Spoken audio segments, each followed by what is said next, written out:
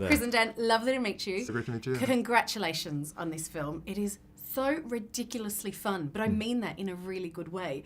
When the Lego movie first came out, you were both involved. Did you think it'd be as successful as it was? I mean, we hoped, that we were obviously making something that was really important to us and that we were really proud of, but you never know what's going to happen.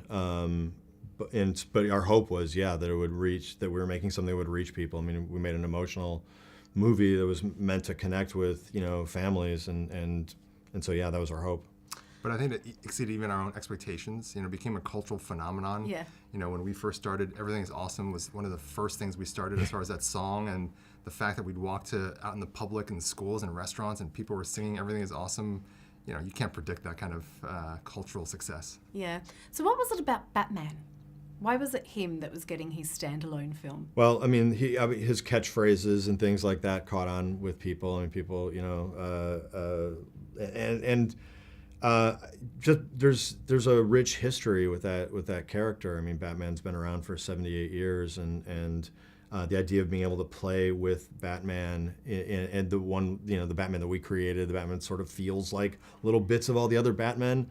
Like that to me, it was a fantastic opportunity to play with a hero that I love. And you know what? That's why I think I loved this Batman, because you went back to my very favourite Batman, Adam West, in the 60s. I wasn't around for that, but I've seen it in repeats. And I loved that you encompassed all the different Batmans. Which one is your favourite Batman? Michael Keaton, I think, was the one for me, just because that's what I kind of grew up on. Same with me. I think for us, the touchstones are always, what are the movies that we loved as a kid? Yeah. And so I love what with Christian Bale and Heath Ledger and Nolan did with his Batman series as well. But for us, I always go back to growing up as a kid when you first see Batman on the big screen, because we had grown up watching, like you, the television series with Adam West, but when you finally see the feature version of it, and Michael Keaton, I always felt like he looked like a normal guy. Like, I could be Batman, So I think we always talk about that as our favorite series. What I loved about this, and it really surprised me, you had Michael Jackson's Man in the Mirror running through this as a theme. How, why? I think it worked beautifully, but how and why? The idea of change, that was important to us from the get-go, as far as Batman, wanting or resisting family and resisting having people in his life.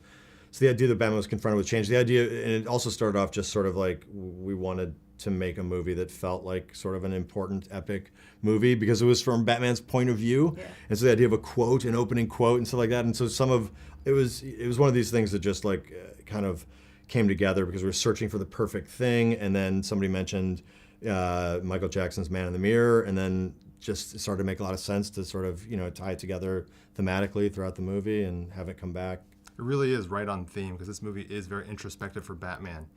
He has everything you think you would want. He's got money, he has adoring fans, he's got great gadgets and vehicles, but he goes home alone. Yeah. And he's really lonely, and he has to look inside himself and what's most important to him in his life, and he realized that he needs family.